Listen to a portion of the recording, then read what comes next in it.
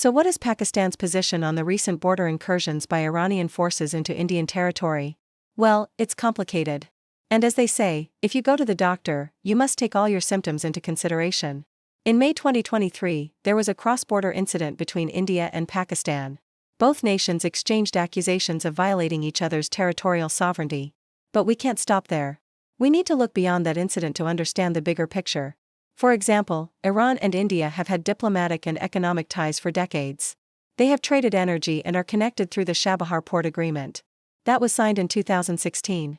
It represents a strategic partnership that goes beyond just economics.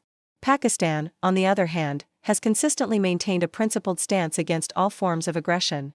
They pursue an independent policy based on their national interests. And they condemn violence against civilians wherever it occurs. So what does Pakistan's foreign policy look like today? It is one that prioritizes regional stability while safeguarding its own sovereignty.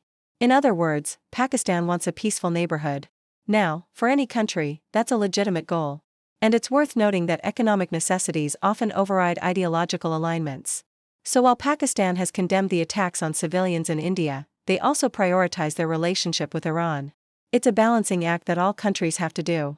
And in the current context, it is essential to consider all perspectives before forming an opinion.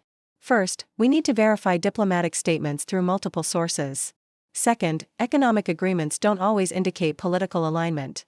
And third, national interests guide all countries' foreign policies. Perhaps it's time we all take a step back and allow the region to breathe. Escalation and aggression only benefit those who seek to divide us. Dialogue and de-escalation are always a better option.